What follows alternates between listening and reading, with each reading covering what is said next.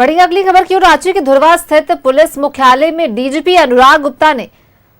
गुप्ता से आज एक ऐसे परिवार ने मुलाकात की जिसका भाई आपराधिक छवि का है और हाल के दिनों में एनकाउंटर में मारे गए अपराधी उत्तम यादव का साथी है और हजारीबाग के ज्वेलरी शॉप में जो गोलीबारी की घटना हुई थी उसका आरोपी भी है जो कि फरार है। परिवार का आरोप है कि बीते 6 दिनों से उसका भाई दानिश का कोई सुराग नहीं मिल रहा है और उन्हें आशंका है कि पुलिस ने एनकाउंटर में उसे भी मार गिराया है।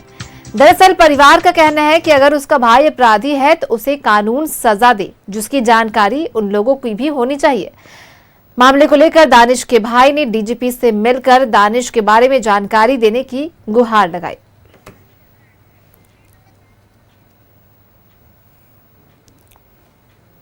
वो साथ में है, उसका साथी है, सहयोगी है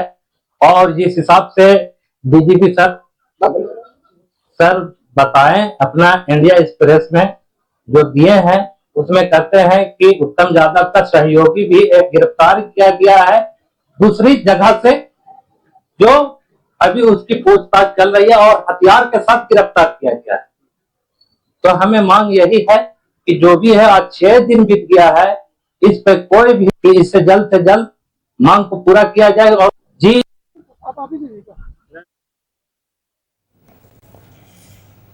फोन लाइन पर सहयोगी इमरान हमारे साथ जुड़ गए हैं ज्यादा जानकारी के साथ। इमरान, जो ये परिवार डीजीपी अनुराग गुप्ता से मिलने के लिए आज पहुंचा, मुलाकात में क्या कुछ बातें सामने आई, क्या कुछ डीजीपी ने कहा है उनसे मिलने के बाद? देखिए, गुरुवार को जो परिजन है वो पुलिस मुख्यालय पहुंचे थे और पुलिस मुख्यालय पहुंच करके जो पिछले दिनों चतरा में उत्तम यादव जो कि अपराधी थे, कुख्यात अपराधी थे और लगातार धमकी भरा जो है संदेश भेज करके रंगदारी मांगने का काम किया जा रहा था, लेकिन हजारीबाग पुलिस और लातेहार पुलिस के ज्वाइंट ऑपरेशन में उत्तम यादव का इनकाउंटर किया गया था और इनकाउंटर के बाद जो है उस मामले में चर्चा में आया था। उसी में से उत्तम यादव का ही एक सहयोगी अपराधी छवि का व्यक्ति जो है पूर्व में भी आपराधिक इतिहास रहा है, दानिश नामक युवक भी जो है उस वक्त से लापता है, गायब है, जिसको लेकर के परिजन जो है पहले हजारीबाग पुलिस से संपर्क साधा, फिर चतरा पुलिस से संपर्क साधा, कोई जवाब नहीं मिलने के बाद जो है दानिश के जो परिजन है जो कि अपराधी है उनके परिजन पुलिस मुख्यालय पहुंचे और डीजीपी से मुलाकात करने की कोशिश की गई है और ज्ञापन दिया गया है, लेटर मुख्यालय को सौंपा गया है कि उत्तम यादव के सहयोगी के रूप में दानिश जो है उसके साथ काम किया करता था और इनकाउंटर के बाद से ही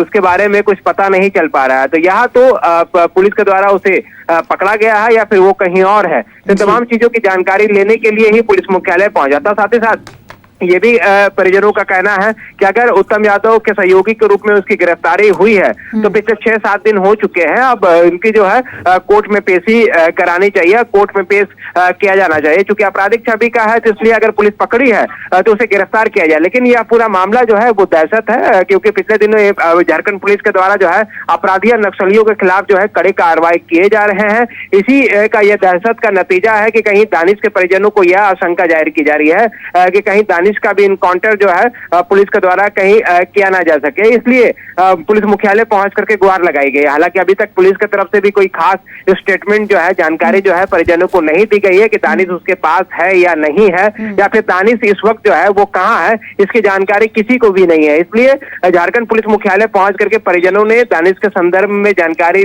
मांगने की कोशिश की गई और जानकारी भी दी गई कि ये हालात हुए हैं उत्पन्न। उसके बाद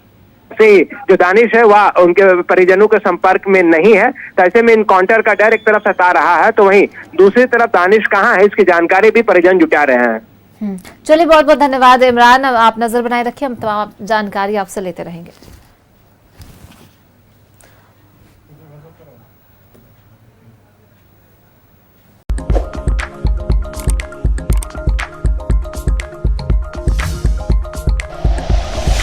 like and share videos, subscribe करें हमारा चैनल और प्रेस करें बेल आइकॉन। न्यूज़ 11 भारत, सच है तो दिखेगा।